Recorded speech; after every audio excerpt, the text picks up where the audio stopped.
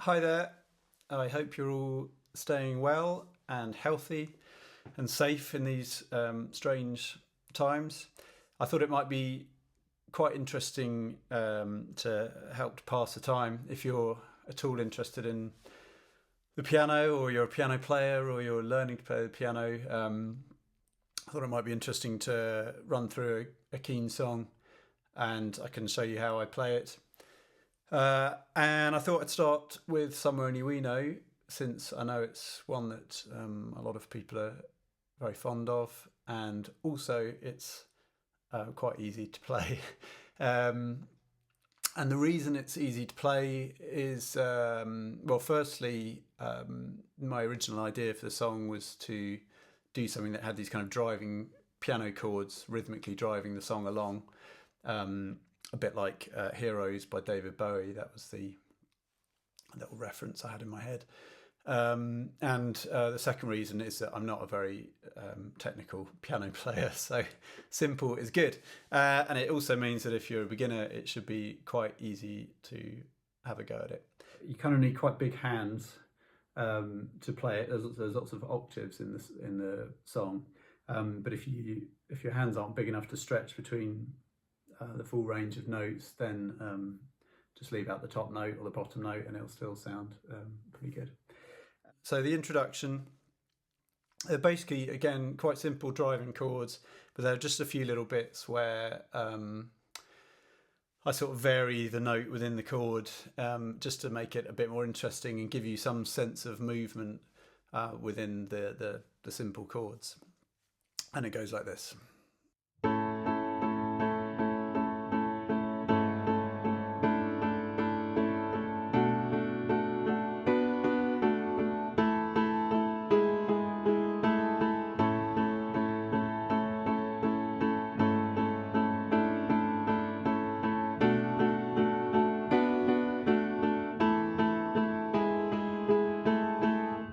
So pretty simple, basically going A major, B minor 7, and then an E with a suspended fourth that drops down to make a normal E chord.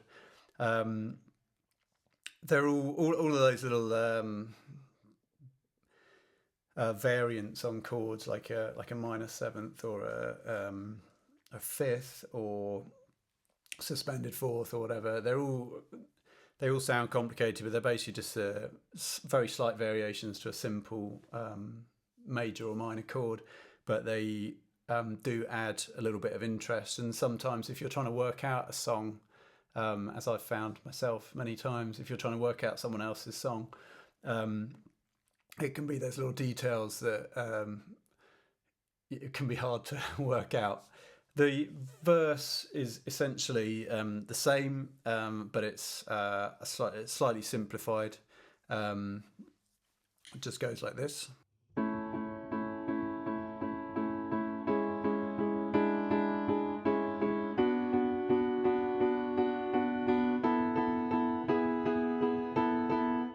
And it does that twice.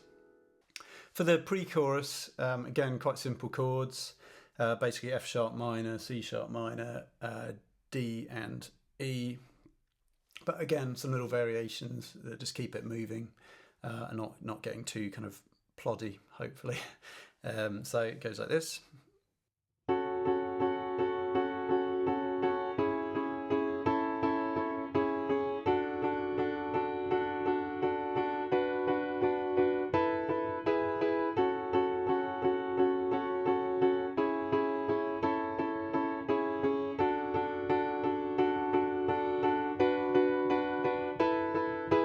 So the same thing twice.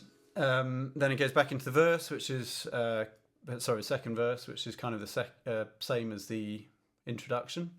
So quite simple. And then the second pre-chorus is where it kind of picks up and starts to, I guess, build towards the climax of the song, which is the chorus. And I really like the piano bit in the pre-chorus, the second pre-chorus. It's just a variation on the first one, but it's the chords are a bit more strident. It's a kind of fifth, got a fifth feel to it, so it leaves out the third note of the scale, which means it sounds quite tense, sounds quite exciting, but it also doesn't feel too sweet. And that is like this.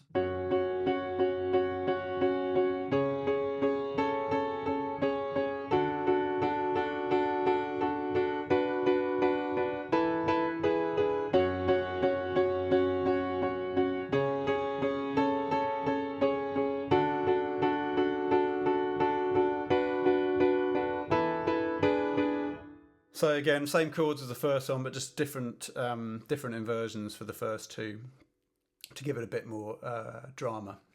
So for the chorus, again, quite simple chords. One bit I like is that the A chord, which is the second chord, doesn't have an A in the bass. It has a C sharp in the bass. So it starts with a B minor chord, the chorus, then it steps up to an A over C sharp, and that means that the bass is always rising, and it just gives you a sense of sort of drama. It's like you're always going somewhere, but you never quite arrive. And again, it just creates a bit of tension and a bit of excitement, a sense of sort of climbing. And that was I kind of got that idea from Brian Wilson, listening to Pet Sounds a lot. He did a lot of that, using a note in the bass which is different from the root note of the chord, which would be the more traditional place to go. And it can really put a twist on a chord, and if you use it in the right way, it can really add something to the movement of the song. So the chorus is basically like this: B minor, then an A over C sharp, then an E,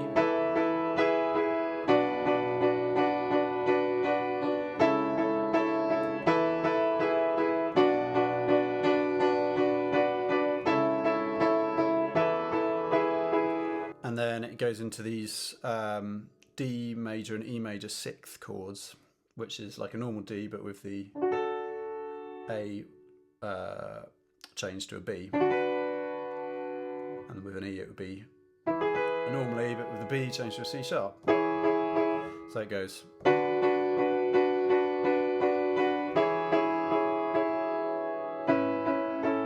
And that A that it lands on just has a little B in it as well to start with, which follows the melody of the song.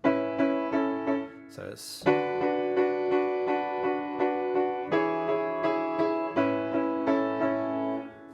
So then it goes into the little sort of drop section in the middle of the song, which again is very similar to the last couple of bars of the chorus. It's just D6 chord and E6, and then a little bit at the end where it switches between the two. It stays on E in the bass, which I'll show you in a minute.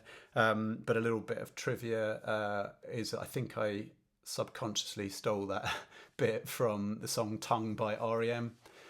From the album Monster, which was a huge sort of favourite of ours and probably had quite a big influence on our early attempts at music. So anyway, that middle section of the song goes like this.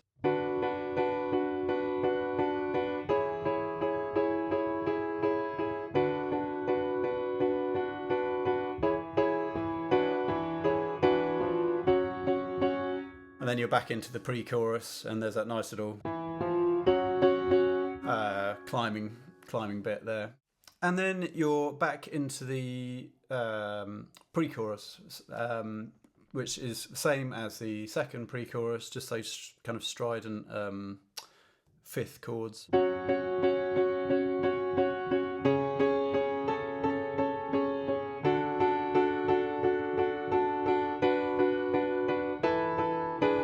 there's a nice little bit where it goes.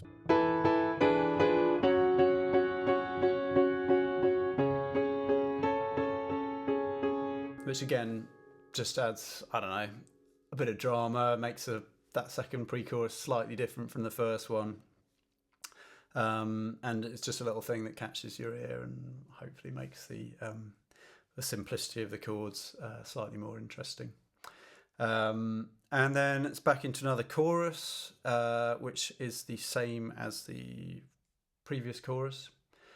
And then at the end, it drops down into a little repeat bit at the end of the chorus, which goes like this.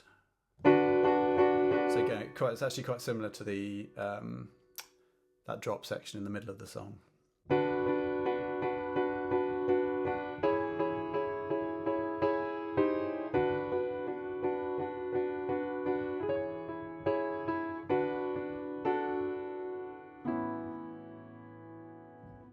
So the interesting bits there, I guess, are the from this E6, it does a little slide down where each note moves down a semitone. So that's E flat 6, I guess.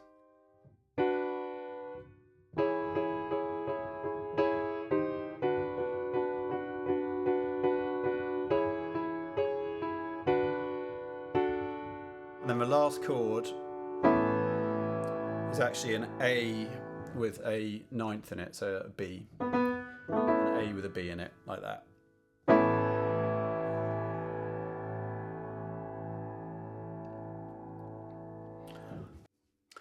So I hope that's helpful. I've tried to sort of whiz through the different sections, and then you can work out how to put them together in a way that sounds right, and I hope you can make sense of the structure of the song. So